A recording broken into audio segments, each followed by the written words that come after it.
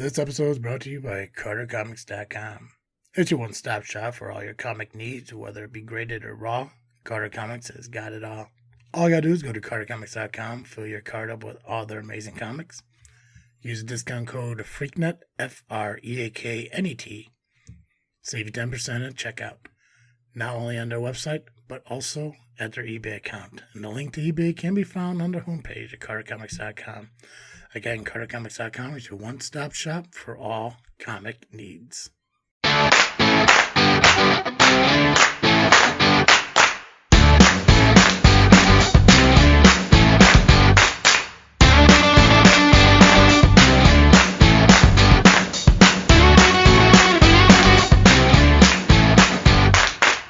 What's up, everybody? I am Travesty. And I'm Cartoon Joe. And welcome back to another episode of this freaking show. It is the weekly podcast with a little bit of something and a whole lot of nothing. Joe, real talk. Pop-Tart, toaster strudel, which one? Pop-Tart. I love a toaster strudel, but Pop-Tarts are just so convenient. Favorite Pop-Tart? Wild berry. Ooh. You? S'more. Ooh, s'more is good. I do like s'more, yeah. Or cookie and cream. Cookie and cream is good. Cherry. I think if they still had an unfrosted cinnamon and brown sugar, that was some butter fresh out the toaster.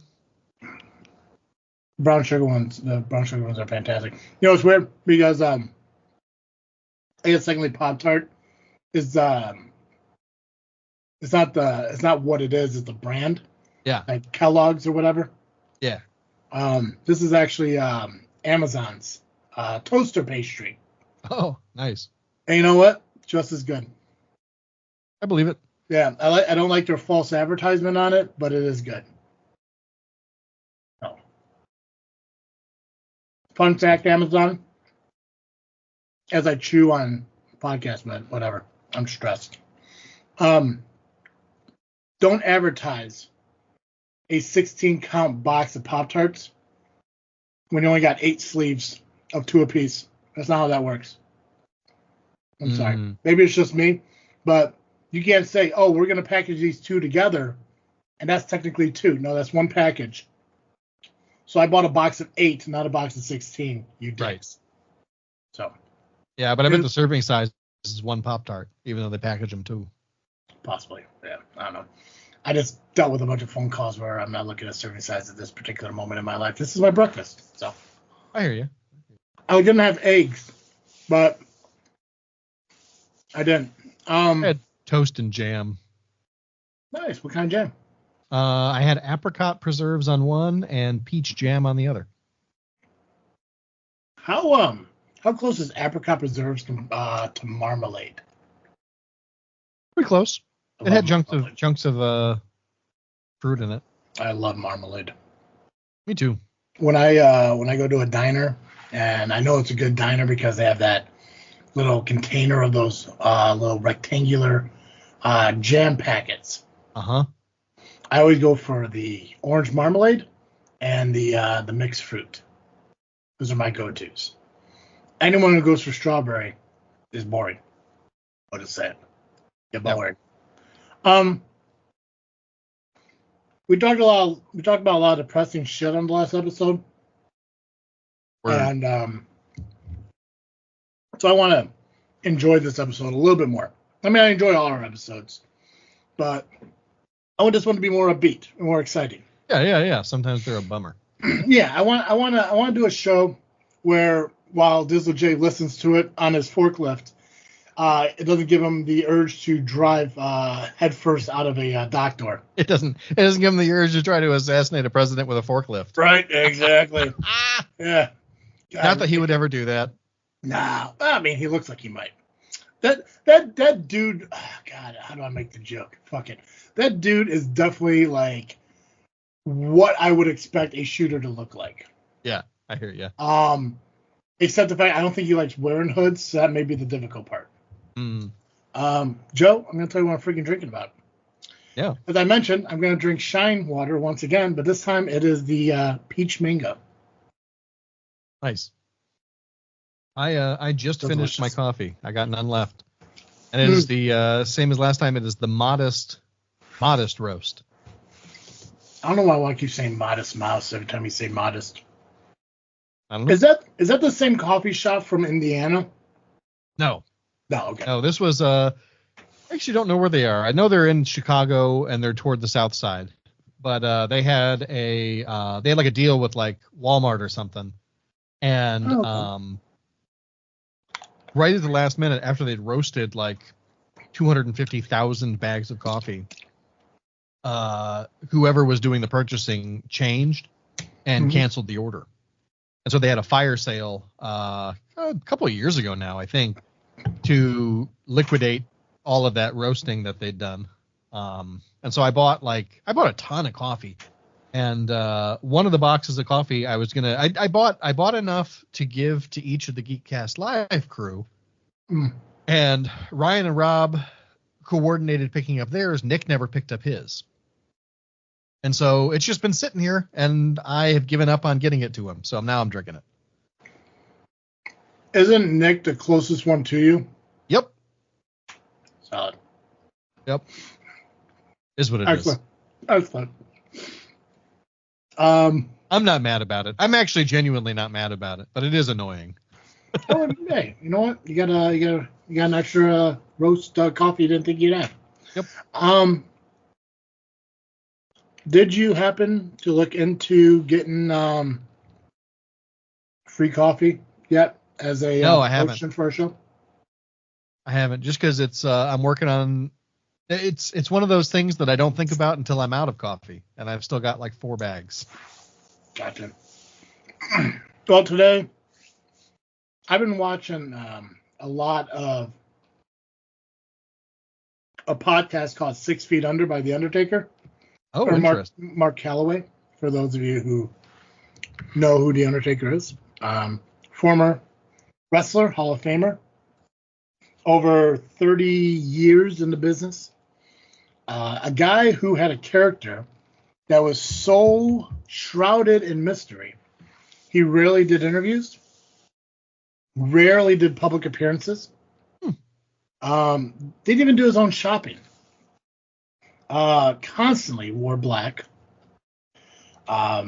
Decided to come out with a podcast with one of his buddies where they talk about the business. They talk about stories of the business, stories that people have been waiting to hear about for years. But he also does a bunch of other stuff. He has a lot of other interests like hunting, MMA, stuff like that. So other than talking about wrestling, talking about his career, other than interviewing wrestlers, he also brings on UFC fighters. I think a couple months back, he had a former Green Beret on there, kind of talking about the military. He's a big supporter of veterans and coming home, stuff like that. He got a lot of heat not too long ago from veterans. What did he do? He did something that veterans didn't like, and I can't remember what the hell it was. Anyways, on his episode, they do 2 things. They do a lot of Q&A stuff, and they kind of Mount Rushmore stuff at the end of the day, where it's like, give me your Mount Rushmore of blank. Sometimes it's wrestlers, sometimes it's theme songs, and blah, blah. And Mount Rushmores are one of the things that are always kind of cool because you get to talk about, like, what is your favorite of something? And I figured it'd be kind of fun for us to do that kind of today, you know? And the fun way of doing it is obviously, like, you know, us creating our own. So we each created 3, correct? Mm-hmm. Yeah, because I don't know what you really did over there. To be honest with you, Joe, I'm confident in the fact that you may have just you're gonna make yours up as you go, and maybe you do. You're an intelligent man. You can do that. I cannot. We'll find out though. But I'll never know because I don't want to know. Yeah. Like most relationships, keep it from me. But yeah, we'll do Mount Rushmores. We pick certain topics. I made 3. I did my 3. You don't know what they are. You're gonna do yours right off the cuff, and then vice versa. And it's just kind of a fun way for us not only to learn about each other as we continue to grow, not only as brothers now, going on 20 years actually coming up here. It is. So officially stepbrothers. We knew each other for over 20 years now. But officially by marriage of our parents, which I think their anniversary fuck, maybe 2 days ago. I don't fucking remember. No, I'm not even gonna call and ask. It's sometime in this month. I think it's in like 2 days, maybe the 22nd. I can't remember. I can't remember either. I don't feel bad about it, but I do feel bad about it. Yeah. It's after 19 years. It's like, it happens. So yeah. I know it was close to yours. I want to say it's either it's an even number, and it's either 22 or 24, or it could have been 18. No, gotcha. What was yours? 17. What date? 17. Now I think there's like 22 and 24 or something like that. So, anyways, it's coming up. So we continue to learn about us, but this way other people get to learn about us, and people can kind of play along if they want. Go on Facebook and give us your Mount Rushmores for what we're doing here and everything, and let us learn more about you. Because I'm sure there's no doubt that I'm going to get a message probably from Jay or Nubby or Pax in my JFW chat saying, like, here's my Mount Rushmore for this. Because it's always nice to learn about people. Yeah. Because in a world of hate, let's learn about love. Yeah. So, Joe, I'll go first. I'll do the first. We'll just bounce back and forth. So, my first one that we're going to do here would be I want to do Mount Rushmore of comedians. Like, who is your favorite comedian? So for me, my top 4 are Bert Kreischer. Fucking love the dude. Hilarious. Love the guy. I probably watch his Netflix specials way too much, way too often, but they're funny as fuck. Also his the Machine movie is hilarious. Ron White was the original comedian. The first comedian I've ever saw was Blue Collar Comedy Tour with Jeff Foxworthy, Bill Engvall, Larry the Cable Guy. Ron White was on there. Ron White was the first mainstream comedian I saw live in Joliet. Funny dude. Christopher Titus is also one of my top favorite comedians. I know he podcasts now. I know he hosts his own show now. He used to have a show on Fox before it got canceled. But he did a lot of comedy, a lot of self-deprecating, like horrible childhood kind of comedy, darker comedy. Funny fucking dude, though. And the last one for me is Dave Chappelle. Nice. I never really watched much of the Chappelle show. The skits I saw were entertaining. I think he kind of opened doors for like Key and Peele and stuff like that. I think it's more of a real, like, I guess like how SNL does skits, Mad TV did skits, and so that, like Dave Chappelle had his own kind of thing. But the stand-up he did when he returned from being gone for so long are like the best ones I've seen in a very long time. And just like Bert Kreischer, I will watch those on replay a lot too. So those are my 4. What are yours?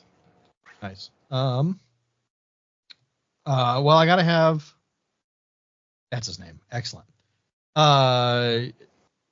Shoot, I had them and then they flew out of my head. John Mulaney.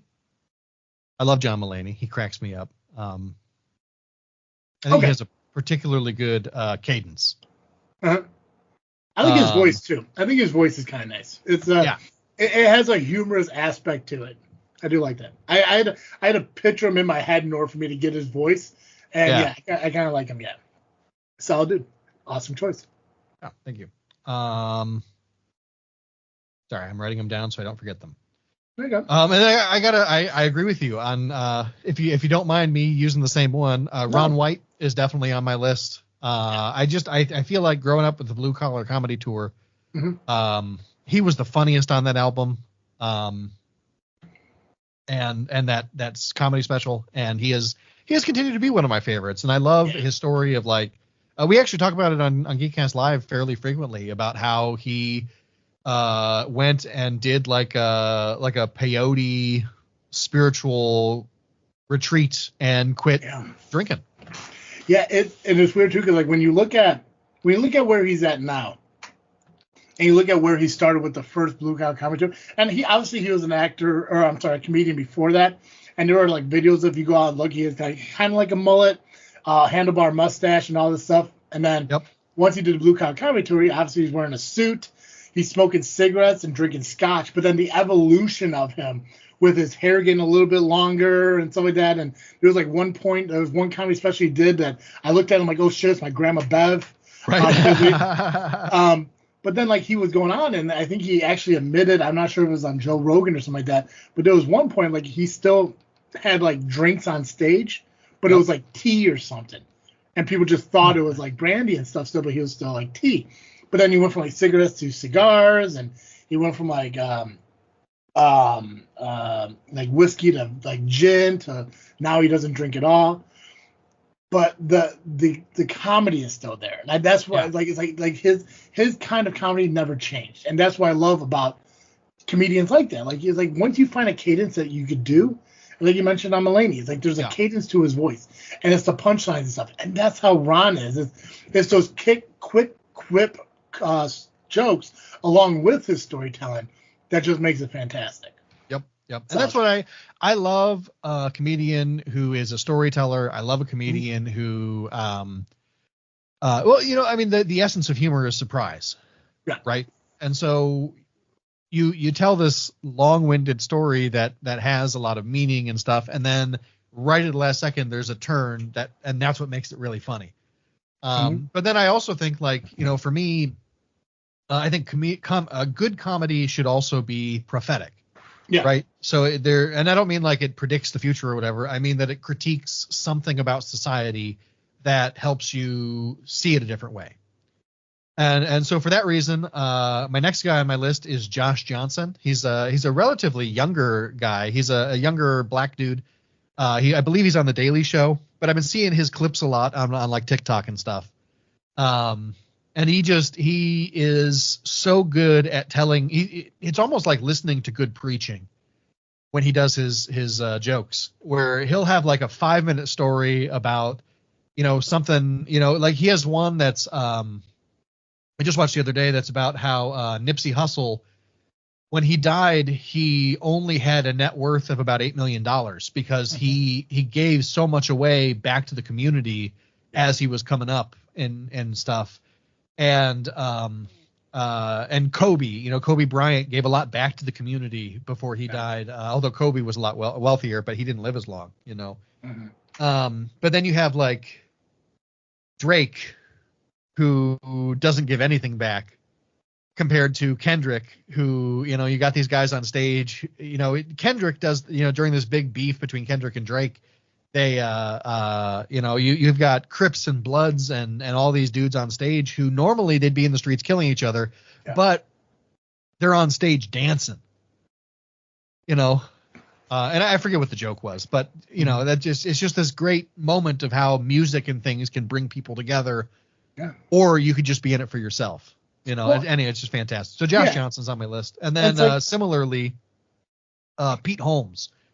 Who you might know him from the Batman. Yeah. But he's taken this fantastic spiritual turn. And he's also, it's like preaching his comedy. And I just love it so much. So that's my 4. There was one bit that he did. I can't really remember it, but there was one bit he did that made people like, it's like you believe in this, but you don't believe in God. Like, tell me how this doesn't make sense. And I just remember him yelling like, it doesn't make sense and shit like that. But yeah, he put a lot of his because I think he grew up religious. He grew up like people call it straight edge, but like clean, like no drugs, no alcohol and stuff like that. And he is funny. I love the Pete Holmes show when he had his own talk show and had people on. Yes, the Batman skits and stuff he did. I think other than the Batman, the Sherlock Holmes skit that he did was also fucking hilarious. I love it. I totally forgot about it. If you ever get a chance, look up Pete Holmes, Sherlock Holmes. Yeah. Pete Holmes, Sherlock. Yeah. And it's like I don't know if you ever saw the I can't remember the dude. Oh, the British one, the BBC Sherlock. The Doctor Strange, with Benjamin Cumberbatch or whatever. Yeah. The scene where he's analyzing Watson, and he's getting it all correct. But which, by the way, that is the best Sherlock TV show, hands down. Oh yeah. Nothing against Elementary, but Sherlock was way better. Yeah. At least a start. Yeah, it trickled off. But yeah. Yeah, when he was doing the analyzing thing for P. Holmes, when he was doing the analyzing thing, Watts was like, "Wow, you are completely wrong." It was, and then fucking Watson had to be like, "Wow, you got it right," and he's like all excited, and he's like, "Wait a minute, you're lying to me, aren't you?" And he's like, "Yes, I am." And Holmes like, "Boom, good." I'm just like, I am the greatest. If you know what, if I remember, I feel bad now that I don't remember P. Holmes because he'd definitely be on my. I don't know if I changed my Rushmore if I remember P. Holmes, but he would definitely be like the fifth man kind of. Yeah. Awesome fucking list, bro. What's your first Rushmore? I'm gonna do best fictional characters. Oh, okay. Awesome. Or I guess favorite fictional characters, because it's hard to say, who's the best. But for me, I got to start with. He's become my favorite recently. But with over 1,100 episodes of his manga, over 1,000 episodes of the anime, Luffy, the soon-to-be pirate king from One Piece, is definitely on my list. Okay. Now, is it when you say fictional? Are we going animated or just overall fictional? Like overall, but two of mine are animated. Okay, that's fine. Because I mean, obviously I want to listen to you, but I got to create mine as we do this. And I want to make sure I do it the right way. So totally. So, and that's speaking of animated. I got to go with the greatest of all time, my guy, the trickster god Bugs Bunny. He is a solid one, right? It's hard not to include Bugs Bunny on a list like that. Right. That's childhood though, man. That's the thing. Like that's childhood. Yeah. Childhood for everybody. I mean, I feel like we all, if you were born in the 20th century, Bugs Bunny is on your list of greatest animated characters and maybe greatest fictional characters of all time. Oh yeah. And then now back into obscurity. This is a personal favorite character for me. I think that probably I would not be a pastor right now if it weren't for my guy Catterley Bonaduce from the Cleric Quintet by R.A. Salvatore. I have no idea what any of those words Nope, and I don't expect anybody to be honest with you. But R.A. Salvatore is he writes in the Forgotten Realms series.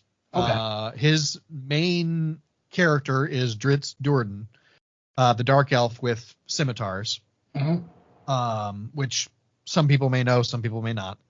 But at one point, I don't know exactly when, but at one point he decides he wants to write another story about another character whose name is Catterley Bonaduce, and he becomes a cleric in the order of a particular deity. I don't remember what deity it is. And it's my 5 favorite books that R.A. Salvatore has written is the story of this guy. And he goes from being just a really inventive, creative priest to becoming the sole survivor of a vampire attack that comes against his order, and he gains the ability to, like, at one point the church that he works in burns down, and he is able to harness the magic of his deity with his creative idea for flying buttresses, which didn't exist to that point in that universe. Very common for us now in our world. A lot of Gothic cathedrals have flying buttresses. Which is a nice word. It's a funny word to say, buttresses. Isn't it great? But he creates it out of magic, and it's just awesome. It's an awesome moment, and I just love it so much. And it's he's just, I don't know. I don't think he's the reason I always want to play a cleric in D&D, and he's the reason that I think I ultimately wanted to go into this vocation. So, gotcha. I mean, not that you have a choice when it's this vocation. And ask anybody who's in it. We're doing it because we can't do anything else. And then kind of following that down, I got to say my maybe my all-time favorite fictional character, even if he doesn't jump to mind in my first 3, is Job from the Bible. Is Job fictional? Yep. Scholars believe that Job is the oldest, probably the oldest writing in the Bible is Job, and it is a morality play. Okay, so somebody else wrote the story of Job. Yeah, as a way to teach a lesson about good and bad, and what God is like. Gotcha. Yeah. Why does evil exist? Why do bad things happen to good people? Is the question of the story of Job. Okay. Gotcha. Excellent. Yeah. I feel like this is going to be the moment where I'm going to get a message from somebody saying, like, are you saying you don't believe the Bible's real? Which, if they do, they don't know who you are or what you do. I mean, I'll get that question. I'm sure Jay will fucking respond and be like, see, you do agree with me. The Bible's a made-up fairy tale. I'm like, fuck you, dude. One book out of the whole thing is fictional. Solid list, man. Solid list. So I feel like Bugs Bunny, 100%. Job, solid. The third one, what was his name again? Catterley Bonaduce. I feel like we've spoken about, because that's a literature character you're going with. Yep. Solid. I feel like we talked about that because I think that was one of your freaking thinkings not too long ago where we were talking about, like, how is that not a movie yet? Yeah. I'm starting. I think it's coming back a little bit. Solid list. Mine, you're gonna see a strong theme with it. They're all, I guess one could be considered anime, but one was like both animation and reality. But I go with more of the. So my list is more based on like the kind of like the strong heroes or strong anti-heroes. Mm-hmm, so first one, Seeley Booth from Bones. Oh, okay. Former military FBI agent who teams up with Bones to solve mystery. I love Bones. That's a TV show, and a lot of like who I base this on are like I could watch that show over and over and over and over again, no problem. Bones is one of those, except for the storyline with Passant, I think is the character. Yeah. I know way too much. I remember way too much of that to kind of like be invested in that story again, but the rest of it I fucking love. I love the idea of Bones. I wish they would either reboot it or make a movie or something like that. That was one of my top, and probably still is my top favorite TV shows ever. But I love Seeley Booth because it's that male protector of somebody. And like, I guess it's weird to like kind of associate with myself, like, because there's always these girls that I always have like a crush on, always have an affection for, that they don't really know. I never really talk about it, and I become protective of them because even as a friend, as a guy friend, and that's what Booth did for so long till they ultimately ended up together. Gibbs from NCIS, nice. Fucking love him. Gibbs is great. He reminds me a lot of like my dad. Like he has that stern, like no nonsense attitude, but when you get him by himself, he is more affectionate, more open and stuff. Like it's still weird to hear the man that, you know, for so long never said the word love you. Because even like when we say goodbye at the end, which was weird because for the longest time we never said it. Even at like at the end of this like conversation, like there's always like, "All right, Dad, it was good talking to you. I'll talk to you later." And then there's a long pause because he wants to say love you, but he doesn't want to be the first person to say love you. Mm-hmm. So it's a weird thing, especially coming from, you know, joining around a family like you have, who's very affectionate, who will hug each other, kiss each other on the cheek, and all that shit. Like my family doesn't do that. Yeah. You know, I probably haven't hugged my dad in I don't know 20-something years. I don't think I hugged him when I graduated high school. But, you know, we'll say love you on the phone and everything. But, you know, maybe if I give him a fist bump when I say bye. Not really an affectionate family that I have. I kiss my mom goodbye, but that's about it. So Gibbs gives me that sense of, like, you know, he kind of reminds me of my dad. Like, he's a badass in public, but when he's by himself, he can open up and be honest and shit. Third, Man with No Name. You know who that is? No. It's a character that Clint Eastwood played in so many different movies. Oh shit, he really didn't have a name. Huh. Yeah. So when you look at, like, I mean, you look at Good, the Bad, and the Ugly, he was called Blondie.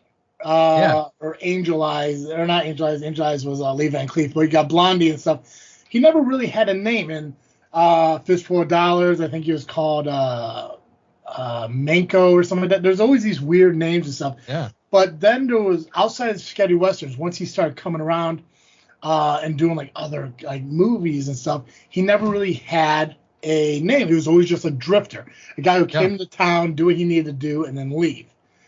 Known as the Preacher and High Plains Drifter, but that was a profession. He wasn't really a preacher though, if you watch the whole movie. Yeah. But Clint Eastwood was always that guy for me. I was just talking about him the other day because realizing within the next 5 years, as sad as it is, within the next 5 years, we are going to lose either Clint Eastwood or William Shatner. Yep. Because they're both in their early 90s. And maybe both, because, Eastwood's 94.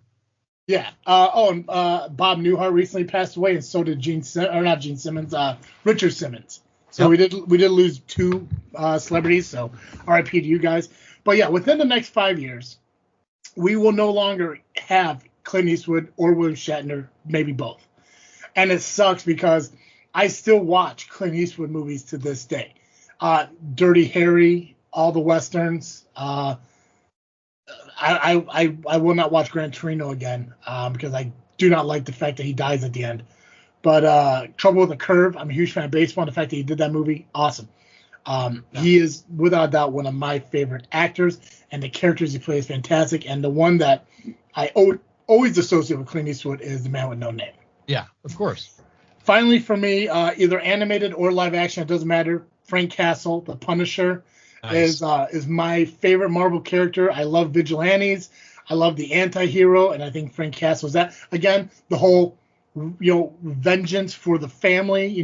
They took him from him, and whether it was the original Punisher movie, whether it was the remake with a different actor, whether it was the Netflix was the best. I can't remember the actor's name, but he was on The Walking Dead. That I love. I'm glad it's on Disney Plus, and I'm glad I can rewatch it again. I love the vigilante. I love the guy who's, and all these guys, Booth, Gibbs, Man with No Name, Frank Castle. They're all willing to step over that line just a little bit to do what's right. Yeah. And I think that's I think it's pretty cool for a character. Now in the world, maybe not in reality. But when you can see it's like that's the shit you want to do. But it's So those are mine. Yeah. Nice. That's a great list, man. I love that. Thanks, appreciate it. Made me realize I maybe should have had a Marvel character instead of Catterley or Doctor Who on my list. I think yours works, man. I think yours is not. Doctor Who surprised me that's not on there. Yeah, that's definitely Because the thing is, you could just say Doctor Who. You don't have to pick a certain one, right? Yeah, I didn't even think about TV really, other than One Piece, just because I've been watching so much. The moment you said fictional characters, and that's why I asked animated, because the moment you said fictional character, I instantly went to television. Because there's so many, and I could have put Michael Weston from Burn Notice, Jim Halpert from The Office, right? Ron from Parks and Rec. He'd probably be my fifth man if it came to it. The TV shows I'm associated, movies not so much. Yeah. TV shows I'm associated with, like I said, if I went movie wise, it'd probably be Liam Neeson's character from Taken. Yeah. It's hard not to think Star Wars should have been on. I don't know. Star Wars, yeah. It's tough. It is 100%. Which one do I want to do next? Let's go sweet treats. I want to go sweet treats. So I'm talking about pastries, desserts, anything you get in a bakery, whatever it is. Sweet treats, what your go-to. For me, first one off the bat, a brookie. Oh, yeah. Brownie. So you're thinking baked things, not necessarily candy. I'm thinking baked things. Yeah, baked goods. If you're to walk into a bakery or walk into a grocery store and go to the bakery aisle, sweet treats, something that could be considered a dessert or a sweet snack. Baked goods. Let's go with baked goods. But brookies are awesome. It may be a cop-out because it's a mix of a cookie and brownie, but it is a thing, and it's delicious. I think McAllister's Deli has it as an option as a sweet treat. Love it. There's a gas station down here that carries not only brookies, but also Big Red soda. Two of my favorite things. And once in a while, if I get gas and I at the pump, not, gas reel, but I'll stop into that store and be like, let me grab a Big Red soda and a brookie. Second one, peanut butter blossoms. For those of you who don't know, there's the peanut butter cookie with the Hershey Kiss on it. Yeah. Christmas time, that's my all-time favorite Christmas cookie. That's the only Christmas cookie I ever need in life. And they're delicious. I've always wanted them. Somehow never made them myself. Don't know why. But I think somebody just making them for me is delicious. M&M cookie, no matter where it is, no matter what it is, if it's a cookie with M&Ms on it, I'm sold. Every time I go into Subway, which I don't do it too often now because the price of Subway is ridiculous, but every time I walk into a Subway, I'm like, "Yeah, M&M cookies?" No, bums me out. If I get cookies from the grocery store, I always look at the Keebler M&Ms, or I look at the Chip Ahoy with the candy bites, which is close enough. Yeah. Love an M&M cookie. Nice. And to wrap it up, either a Dutch apple pie or a brown bag apple pie.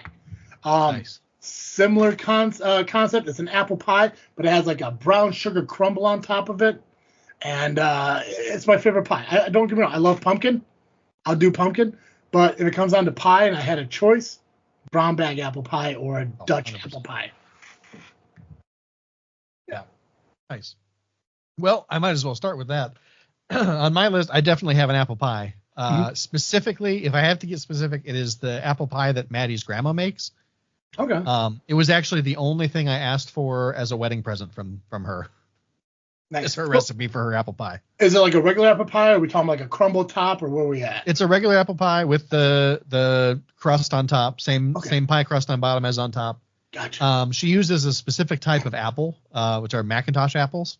Okay. And but for her, that's the crust is so flaky and but not dry. Yeah. It's wonderful. The first time I had it, I cried. You ever do an a la mode with pie? Oh hell yeah. Got to, right? Especially when it's still warm. Oh yeah. Yeah. Fuck yeah. Yeah, nice scoop. I especially like vanilla ice cream for an a la mode. I would do. For me, like you have to either go vanilla, or I think there's it's like a vanilla bean kind of thing. That's like it's like a chalky vanilla taste. I'm not sure exactly what it is, but I think that paired with like a slice of apple pie is fantastic. Oh, it's one of life's great pleasures. Yeah, because I love everything cherry, and I can still go for a cherry pie, but when it comes to pie, it's always apple. It has to be apple, and when you put a scoop of fucking ice cream next to it, it's a game changer. Yeah. Fucking game changer. Solid choice. Yeah. Yes. Yeah, and I think kind of keeping it. It's hard not to have this just be straight chalk, but got to have a chocolate chip cookie. Okay, gotcha. Because I just feel like, when I think about a cookie, I think about a chocolate chip cookie, even though it's not my go-to cookie, but it is the great cookie of life, I think. Where do you stand as far as cookies with milk? Do you got it do you dunk 100% it and stuff? in. Right, got it.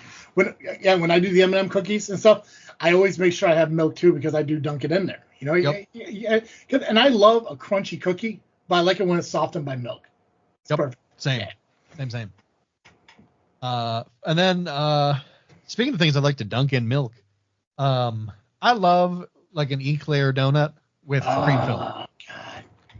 Did I ever tell you the story about me and Sherry with eclairs? So way back in the day, I think I was like 16 or 17 years old, which made Sherry like 15. Mom gave us money to go shopping at Aldi's.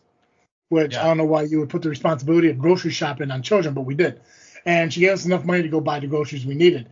So we grabbed everything or whatever. We got all we needed and everything and found out we still had a little extra money left over.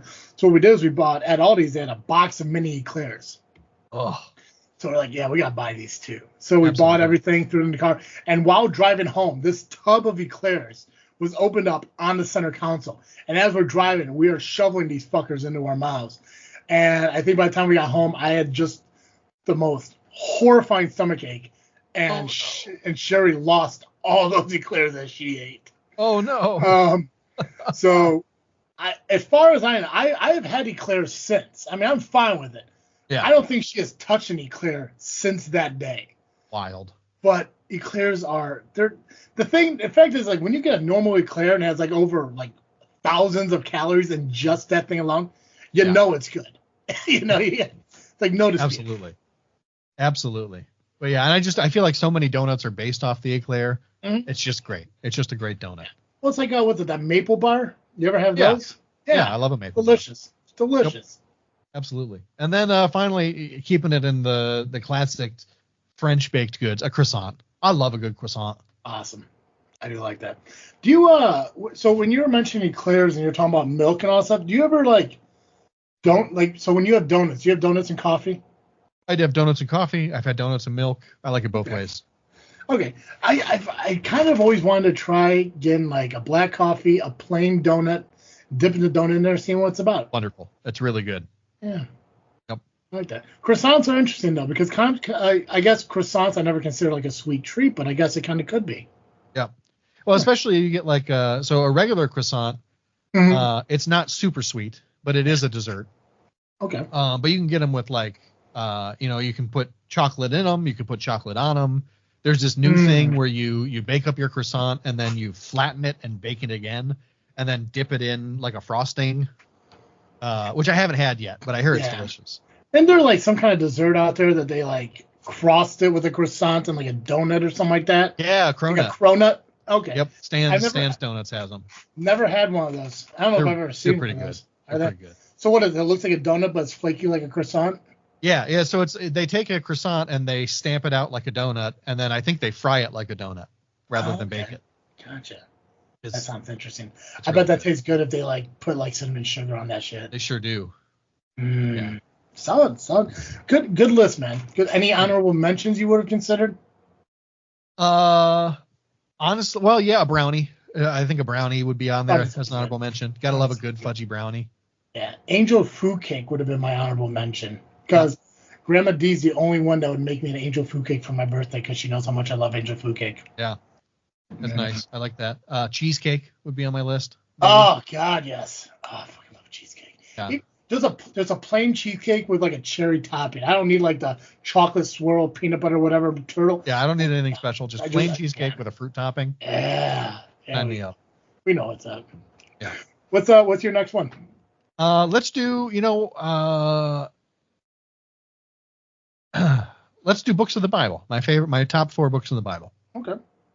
For me, mine are James, the book of James. Okay. Because I used to listen to that on my way to class every day as a college student. Job is probably my favorite book in the Old Testament. Luke is my favorite gospel. And then my other favorite book in the Old Testament is Ecclesiastes, a book my religious studies teacher in college once described as a great book for when you want to kill yourself. What? Because it's so depressing. Well, yeah. But I love it. Sad is happy for deep people, as Doctor Who once said. Okay. Oh God, let's. I'm a sucker for the wisdom literature. So you got Ecclesiastes, you got Proverbs, you got Job, and that's them. That's the 3. All right. Well, so I'm doing this right off the gate. It's going to show what kind of Christian I am. So I went Genesis because you got to know where you come from. You got to start at the beginning. So I'm a strong believer in that. Know where you come from and know where you're going. Exactly. Speaking of knowing where you're going, Revelations. Yeah. I love the idea of, hey, listen, this is where we're going towards if we don't change our ways. Yep. Revelation would be my honorable mention. First book of the Bible I ever read cover to cover. Really? So you kind of Quentin Tarantino'd it? Yep. Yeah, perfect. Yeah, I gotta see how it ends. See if it's worth reading. Job. You mentioned it earlier. Again, I didn't realize that Job was fictional in a sense. But a lot of great stories. Yep. And wrapping up Psalms. Ooh, nice. Psalms is a good one. Psalms is a steady one, you know. And Psalms is you can use that one all the time. All the time. Yep. Yeah. So, I think Luke would be a solid honorable mention. Any of the, you call them like Big Four, any of the Gospels. Yeah. Also solid ones. That's a good one. That was almost like crap. How do I figure this out? But those are the 4 that they came to mind because Genesis, obviously, like I mentioned, it's the beginning. Revelation was the end. It's like those are everything in the middle, the fillers. It gets you through the story, but the beginning and the end obviously is the best part. And I love the story of the 4 horsemen of the apocalypse and all that other stuff. The dark end, if you will.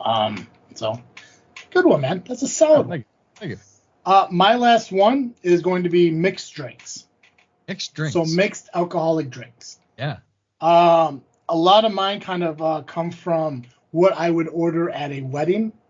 So White Russian is on my top. Huge fan of White Russians. Love them. Yeah. I do believe they're delicious. I never order one at a bar because it comes out to like $7.50, $8 Yeah. on the cheap end. But at an open bar, give them to me until I'm done. A lime margarita, not blended, over ice, on the rocks, however you call it, but a straight up regular margarita. Give me a salted rim. I don't need a frozen strawberry or anything like that. But if I'm having some tacos or just having a good time, just give me a regular lime margarita. Nice. Basic Bacardi Diet Coke. Huge fan of Bacardi Superior, and I think when you mix it with Diet Coke, it kind of hides the alcohol sense to it, so it becomes a little bit dangerous. But it's a low-key, delicious drink if you ever want to go out and get a mix. Don't worry, don't get a Jack and Coke. Get a Bacardi, get some rum and a Diet Coke. Delicious. And then the last one for me would be a raspberry vodka and lemonade. Ooh. I'm a huge fan of raspberry lemonade. So if you get like a Smirnoff or a UV raspberry, you mix it with some lemonade. It's great for a summertime drink. If I can't get a Bacardi Diet, the raspberry lemonade is my next go-to. And an honorable mention, if you ever get a chance to try Keelakai, it's a spiced rum. But if you mix it with like Coke or Pepsi, it tastes like Dr. Pepper. But I couldn't put it on my big four because I don't drink a lot of Bacardi, or I'm sorry, I don't drink a lot of Keelakai to make it like a consistent, and not a lot of people carry it. So as if I go out and drink, if I'm not getting like a White Claw or a Bud Zero and stuff like that, I'm getting something that has some calories to it, and I'm going to have a good night, it's going to be one of these four. And 9 times out of 10, it'll probably be a Bacardi Diet or a raspberry lemonade. But I can never say no to a lime margarita or a White Russian if I'm at a party or being fancy. Yep, honestly, same. Yeah. Mine would have to be my all-time favorite go-to is a Jameson and ginger ale with a lemon and lime twist. Jameson ginger ale. Okay. Very close to like a 7 and 7 kind of thing. Yep. That's classy. I like it. See, you got Jameson's my favorite whiskey, so it's. You always got to have a classy whiskey. See, now, the only time I ever drink Jameson is in Irish car bombs, which would probably be a solid honorable mention as well because I love them. I don't know why people bitch about them too much. It's like, ew, it's curdling. Drink it faster. That's what you just got to drink it fast enough. Look, exactly. My favorite thing about an Irish car bomb is when you are with a group of people and you're competing about them. Yes. Yeah. Yeah. It's well, then the thing too is like, because like when I went to bartending school, I learned to make Irish car bombs as shots. So instead of using Guinness, you use Kahlua. So it's Kahlua, Bailey's, and Jameson. So you could do the shot. It's not as much. It's not as heavy, and it doesn't curdle. So, yeah. Nice. Then I got to do. I've gotten real into a Sazerac, which is an absinthe and bourbon drink. Ugh. It's really good. It's really, really good. That sounds like the next step. It would be like is that a Boilermaker when you drop a shot into a beer? Yeah. Yeah, that's like. It sounds like that's the next step to a Malort and old style Boilermaker. It does, doesn't it? That is rough. So wait. So how do you? Is it just equal parts, or how does that work? So you actually, I think you just rinse the glass with absinthe. It's not a lot of absinthe. Okay. Absinthe is that kind of hallucinogenic fucking alcohol, right? Yeah. Historically, it doesn't really do that anymore. Oh, it doesn't. Okay. I've never had it, so I don't know. So you just rinse your glass with absinthe, then it's sugar cube, cold water, some bitters, preferably Peychaud's if you have them, rye whiskey or bourbon, and then you garnish with a lemon peel. So it's mostly a whiskey drink, but you rinse the glass with absinthe. It gives it a little something. Okay, gotcha. Chill. You a chilled whiskey bourbon or a room temperature whiskey bourbon guy? Most often, I am room temperature, but it is over ice. There's I know there's a name for it. I can't remember what it is, but when you mix whiskey with water, I know there's a name for it. That video, I don't know if you had a chance to look at that video, but the video I sent you of the drinks at every 50 states, whatever. Yeah. So one of those is like an equal parts water whiskey drink. There's actually a name for it. I can't remember what it is. But at your bachelor party, so we're going back almost 10 years now. Yeah. Paul, who was grilling at the time, had this. I don't know if it's a stein or a cauldron or whatever he was drinking out of while wearing a kilt. Badass, by the way. He was drinking Red Stag and water. And it was like equal parts on over ice and all that shit. And I'm not a straight up whiskey drinking guy. I had a bad night with Jim Beam one night, and it ruined me for fucking ever taking like whiskey, bourbon shots and shit like that. That's why I stick to tequilas and stuff. Or how I feel about rum. Yeah, McGillicuddy cherry and stuff. So, but when I tried that, I was like, man, you could taste it, but it's so cut by the water that it becomes almost fucking scary. And Red Stag is like a smoother. Oh, Red Stag's delicious. It's a cherry flavored Jim Beam, I think. I think so. Yeah, it was different, and because it was cut with the water, it was that much more scary. So it's I know there's a name for it, but if it's chilled, I could be more on board with it. But when somebody gives me a double Jack Neat, no, don't do it. That's totally fair. I couldn't even put it to my mouth without fucking getting sick. Couldn't do it. Yep. Fair. And then I am not a tequila guy. Generally, I have started to learn to like the more expensive stuff because my one of my fathers-in-law drinks a lot of really nice tequila, and but generally speaking, if you're going to throw it in a mixed drink, it's going to be in a margarita. Yes. And I love a margarita. So, and I will say just a plain Jane lime margarita, blended or not, over ice or not. I love it. Well, no, it's got to be cold. Got to chill it. Yeah, chill it. But yeah, margarita is just so good, and especially when it's hot out. Right. Yeah, man. The best. The best. Margaritas are fucking game changers, man. I think it's because of margaritas and tequilas why I have a fascination for Latina girls. Going back to talking about Diana on the previous episode. Dude, it's just something about a margarita. It's refreshing, and it's fantastic. And the thing is too, again, they're one of those dangerous drinks because there's tequila in it, but it's just like this is great. You got the triple sec to make it sweeter. You got the lime to get that bitterness from it. It's fucking fantastic. I remember when I went to Florence, we, after about 3 weeks in a foreign country, you are just dying for American food. And so the closest thing we could find was a Mexican restaurant. Perfect. And it was like an American style Tex-Mex restaurant. Okay. Salad. And they had margaritas, and it was the best thing ever. It was just so nice to be able to sit down and order a margarita and like fajitas, and it was great. So especially since there was a place, it's called the Red Garter. They're still open, they're still around, but they would have chicken wings, and they were the worst chicken wings I've ever had in my entire life. If you're in Italy and you're craving American food, do not go to the Red Garter. I promise you, it's awful. What was bad about the chicken wings? Overcooked or? They just weren't cooked right. I don't know if they boiled them. They didn't. It was like they weren't fried.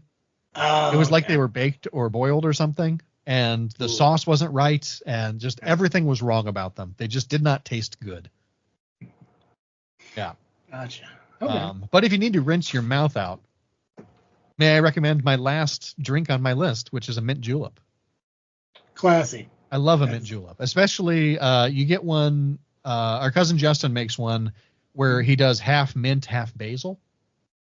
And he takes, and on the rim of the glass, he'll do half the rim, he'll rub a basil leaf on it, and half the rim, he'll rub a mint leaf on it. And then he'll garnish with both. And it is, I don't even like basil. It is a great drink. I've never had one, but I hear they're, again, refreshing. Like when you look at like margaritas and shit like that, or my raspberry lemonade, it's one of those like, they drank them on a porch in the humidified South for a reason, Yeah. And I, even to this day, I don't really know what's in them, but it definitely would be one I'd be interested in trying down the line. It's like I said, it's a unique drink, and it's a well-known drink. I think they drink them at the Kentucky Derby? Kentucky Derby, yes. So solid choices. Yeah. It's a very simple one. It's bourbon, simple syrup, mint, and ice. That's why I wanted this to be my last one, because I knew you were going to come out with some fancy shit. Like I feel like that dude's either going to do like whiskey neat, and call it a mix, or he's gonna come up with some fancy shit. And he did not disappoint. Solid. Yeah, I've been into cocktails lately. That was good time. Yeah. All right. What's your last? This one is going to be, I think, extremely personal. Because it's what I've decided is musicians or bands that you loved in high school. What's your Mount Rushmore of bands you loved in high school? Okay. For me, I got to start. We're talking whiskey. I got to start with my Irish band, Flogging Molly, was my jam when I was in high school. I think I remember. I don't know if you remember or not, but when I used to have that '91 Pontiac, and we would drive around and shit, we'd always fucking I forgot what the name of the song, but something lullaby, Drunken Lullaby. Drunken Lullaby. Yeah. Yep. One of my favorite albums by them. Panic at the Disco. We were talking about Brendan Urie last time, but I loved Panic at the Disco when I was in high school. I still think they're great, but it's not the same as when I was a scene kid in my heart. Was a Teenage Angst era. Oh yeah, Teenage Angst. Those bands, which I'm making my list as we're going through. I have one of them on here. I still listen to them to this day because their songs, they're just fucking entertaining as hell. They slap. Yeah, as the Absolutely. kids say. I think the kids still say they slap. Yeah, no, it's a thing. Yeah, because even I hear it, I'm like, well, I don't know what the hell you're talking about. Slapping who? Like who you say taking your aggression out on? Yeah. Jethro Tull, my favorite rock flute band. Solid. I loved them because when I joined the marching band, the year I joined marching band, for whatever reason, that was the theme of our show, was songs by Jethro Tull. And so I got super into them. I got like an album for Christmas by them. I threw it on my generic iPod that year that I got. I can't remember what kind of, it was like an RCA like song friend or something. It wasn't even like a Zune. Anyway, love Jethro Tull. And then my most controversial favorite band, the Insane Clown Posse. I listened to so much ICP from the 6th grade to the 10th grade. Man, it's surprising I don't have white grease paint in my house. And like a Faygo fridge. Out of all of them, that's one that's the most surprising. Even Jethro Tull makes more sense than ICP. Yep, a lot of people, it's such an embarrassing thing to like, I think. You know what? But hey, if you get with the music, I can understand. It's like when you get like businessmen who are listening to like Slipknot and Gwar. Yeah. It's like I get it. Well, They're not here's me, the thing. But I will say, to defend them a little bit, they are a mostly Christian band, and there are a lot of like it is a community of weirdos who don't fit in anywhere else. And I think a lot of people who are into Insane Clown Posse, like, they would be a school shooter or something if they hadn't found that band. Yeah. Because there's so much meaning in their lyrics, and it's such an open and welcoming community to people. And there are a lot of people, like, their experience of religion comes through going to Insane Clown Posse concerts. Yeah. I know that's weird. It is a weird freaking thing, and they are not normal people. But I love them. They're great people. Yep. Not only that, they also wrestled in WCW, ECW, and WWF back in the 90s. They have been argued as being a potential for the WWE Hall of Fame, since they did tag in all three companies, and they own their own company called Juggalo Championship Wrestling. Nice. That's legit. Yeah. I didn't know that. Mm-hmm. So for mine, which it's really difficult because I've never been a big, like, three of them simple. Three of them fucking simple. It's number 4 that's difficult because obviously in high school I listened to a lot of country music. Sure. And it's like, so as I'm sitting there typing, I was like, okay, here's the guy. No, not this one. Here's this one instead. So I kept having to, like, type it in, erase it, type it in. So I listened to a lot of Toby Keith, a lot of Kenny Chesney, a lot of Montgomery Gentry. But the guy I listened to the most of everyone was Tim McGraw. I think like, that was more my music. And then obviously one of my favorite songs, Best Friend, was my song with my girlfriend after high school. But in high school, I listened to a lot more like the rocker songs, and Barbecue Stain was a big one that we listened to. So if I had to narrow down one country artist, it'd be Tim McGraw over the rest of them. Chesney would be a close second. AC/DC, I love from when I first heard it with my mom in the car when I was like 9 years old up to this day. As they're still releasing the same sounding music, love AC/DC. In high school, I still jammed out to that in my car a lot. Absolutely.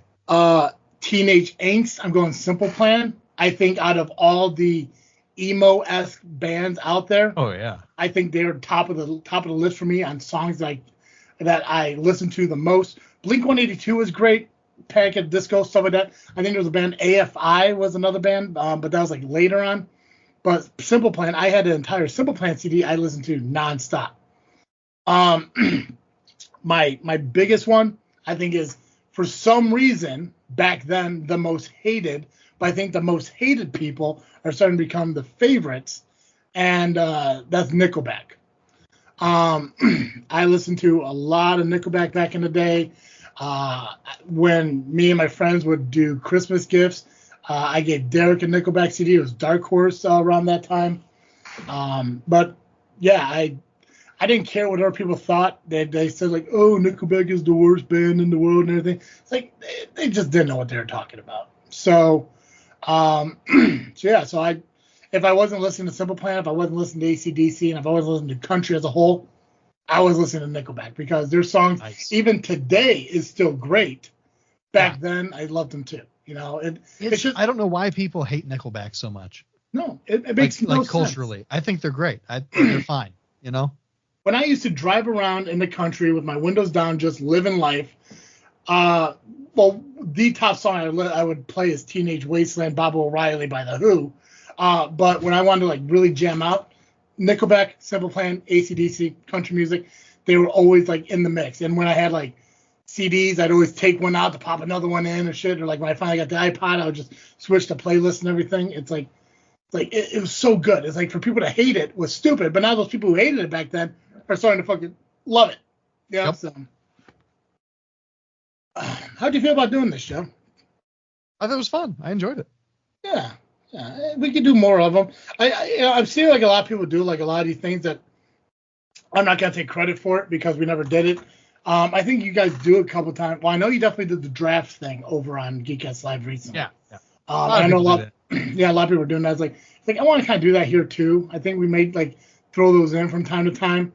There was and the reason I want to do this Mount Rushmore thing is because I think next season this may be our weekly thing.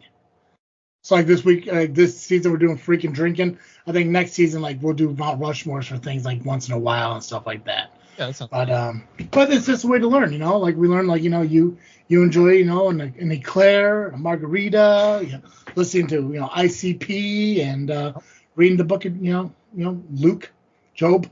So I think it gets people out there who wants to learn more about us, learn more about us. Like I said, for any of you who want to give us your Rushmore than anything we did, share it with us. You know, we love hearing from you guys. So, Joe, what are you freaking thinking about? What am I freaking thinking about? I feel like the thing that I am freaking thinking about is and I thought for sure it would be there when I got to it. So I'm all caught up on One Piece for the most part. I think I'm maybe 2 weeks behind now. But it's hard to binge it when there's only an episode a week. Yeah. And so what I've started to do now is there's been a lot of Dragon Ball Z that's been popping up in my feed. And so I've been enjoying not a ton of it, but the occasional episode of Dragon Ball Z has been great. I've been really they have recently wrapped up a saga. Of course, it's another tournament of power situation where they're trying to see who's the strongest. And Goku has gotten to the point where he's on par with some of the gods in their universe, which is just fun. I love the idea of a story that's all about always improving. There's always another level of improvement that you can get to. You just got to work for it, right? And that's the message of the story, and I just love it. And actually, the creator of Dragon Ball Z recently passed away, but like a month ago, 2 months ago, something like that. Yeah. But yeah, so just some Dragon Ball Z, some anime has been great. What about you? What are you freaking thinking about? Well, I was gonna mention like the getting used to the sleep pap machine and all that stuff, but more so than that, I'm excited that Deadpool's coming out this Friday. Actually, I think it's coming out on Thursday. I think it's like coming out the 25th or whatever. And I keep debating on whether or not I want to go to it or not. I was actually looking at movie times in Bridgeview to see if maybe you wanted to meet me halfway and go to it and everything. But nice. It's just like it's definitely too late to schedule a day off from work to go do it. And I know by the time the weekend comes around, people are going to be filling up those theaters to see it. So I'm probably going to wait till the excitement dies down, but I'm really excited to see it. And I just watched, I think they called it the last trailer to come out before the movie came out. And it definitely, it's more of an emotional trailer that came out because I think it shows X-23 in it. And there's one scene, it's kind of a gut punch moment, but she's talking to, Logan, and obviously it's different worlds, different universes and stuff. And so Wolverine looks at her and says I'm not the guy for this or whatever. And there's like a silence, and she looks back at him and says you weren't, he wasn't the guy either. But then he became but then you watch it, if you've seen Logan, he became the guy. He just wasn't the right. Because I think what he says, he's like, I'm not the right guy for this or something like that. And she looks at him and says, he wasn't the right guy either. Nice. And I'm getting fucking goosebumps just thinking about it because it was such an emotional moment and a very emotional trailer, they as we talked about Logan and stuff a couple episodes ago, we talked about the Deadpool Wolverine movie coming out a couple episodes ago, and we're talking about the villain that they're displaying and how I imagined she was going to look, and they didn't make her as grisly as I thought they would. Yeah, she looks like a younger CGI'd of the I can't remember her name, the girl from Doctor Strange. Maximoff? No. Who's the bald-headed Doctor Strange? Oh, gotcha. Oh, you're talking about. Oh, shoot. High Priest. It's not the High Priestess. It's the Master. You're talking about the Sorcerer Supreme. Sorcerer Supreme. Yeah. So it's like a younger CGI looking her. So yes, they took the clone aspect of Professor X. So they actually showed her in the trailer and showed what she's capable of doing. But they definitely made it very emotional, which I think is solid because, obviously they're looking at this potentially be the end of Deadpool in the MCU. And you're watching it and you're looking at it and this is also, I think, the first time where they really made it look like a MCU type movie with the production of it. If you haven't seen it yet, I definitely would check it out. I think you just Google final Deadpool Wolverine trailer or something like that. There's an emotion to it that gave me fucking goosebumps. I have to go see this again. If I take a fucking sick day off work to go see it, I will. Because I'm looking, and the Thursday at 3:30 showing down in Bradley, there's only 2 seats out of the entire theater that have been sold so far. Nice. So I really want to go fucking see it, but I don't think I'm going to take off work to do it. I'll probably just, wait it out and everything. But I have not been this excited for a Marvel movie in a very long time. Yeah. So I hear you. I'm the same. It's definitely gonna be wild, and I'm also gonna be pissed because it's probably not gonna hit Disney Plus for a year. Right? No, of course not. Hey Joe. Yeah. Every week our listeners catch Cartoon Joe here on this freaking show, but if an hour of Cartoon Joe just isn't enough, where can they go?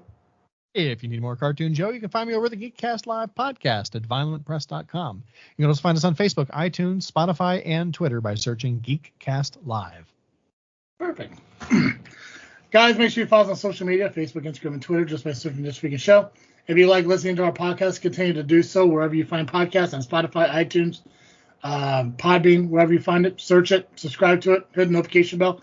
You can watch our podcast if you care to watch us instead of listen over on the Freakin' Studios YouTube channel. Make sure you do subscribe and hit the notification bell over there so you know when the video podcasting come out and also when our additional podcasts come out. Me and Joe have been kind of talking and coordinating. We're thinking about maybe eating some burgers, maybe some hot dogs, and drinking some alcohol that's representative of different states in our United States. So why the hell not? We'll get that coordinated. We'll get that figured out because why not drink and eat hot dogs or hamburgers or whatever? Yeah. Right. Yeah. So make sure you subscribe wherever you listen or watch and everything. Guys, that's all I got. As always, I am Travesty. And I'm Cartoon Joe. And thank you for listening to another episode of this freaking show. I'm out.